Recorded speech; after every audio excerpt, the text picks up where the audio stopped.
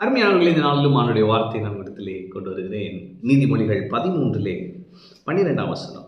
நெடுங்காலமாய் காத்திருத்தல் இருதயத்தை இளைக்க பண்ணும், விரும்பினது வரும் பொழுதோ ஜீவ விருட்சம் போல் இருக்கும்.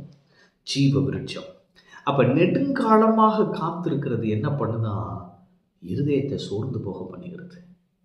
அப்போ ஒருவேளை நீங்கள் ரொம்ப நாளாக காத்துட்டு இருக்கீங்க ஒரு அற்புதத்துக்கு, அது இன்னும் நடக்கலைன்னு ஒரு சோர்வு வந்து என் லைஃப் போல அப்படின்ற நிலைக்கு வந்துட்டீங்களா?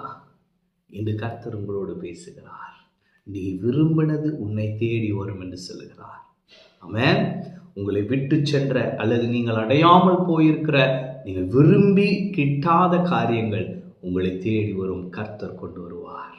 நெடுங்காலமாய் காத்திருந்தீர்களே, உங்கள் காத்திருப்புகளுக்கான முடிவு இந்த நாள். ஆமென்.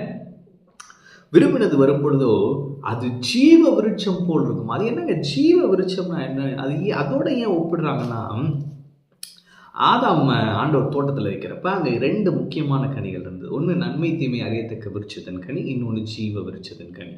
அப்போ அந்த ஜீவ விருட்சத்தின் கனியோடு ஏன் ஒப்பிடுறாங்கன்னா, ஜீவ விருட்சத்தின் கனியை அவன் உட்கொண்டிருந்தால் அவன் ஜீவனை அடைந்திருப்பான் இல்ல? அப்ப விரும்பினது வர்றது எப்படி இருக்குமா? அந்த ஜீவ விருட்சம் போல் இருக்குமா?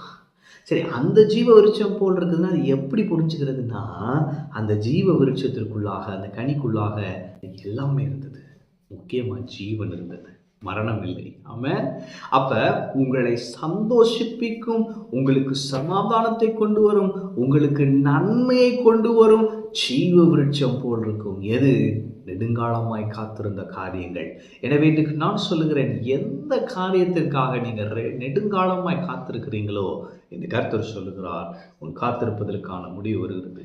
அது ஒருவேளை உங்கள் பையனுடைய ரட்சிப்பாக இருக்கலாம், அல்லது உங்கள் சரீர சுகமாக இருக்கலாம், அல்லது குடும்பங்கள் புரிந்திருக்கிறது, எப்படி சேரும், இது என்ன ஆகும்? கர்த்தர் சொல்றாரு, உன் காத்திருப்பதற்கான முடிவு இன்று.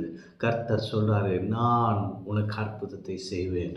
உன் கண்ணீரை கண்டிருக்கிறேன், நீ அழாதே, நான் உன் கண்ணீரை துடைப்பேன், பெரிய காரியங்களை செய்வேன், ஜீவ விருட்சம் போல் இருக்கும். ஆமென். கர்த்தர் உங்களோடு இருக்கிறார். கர்த்தர் உங்களை ஆசீர்வதிப்பார்.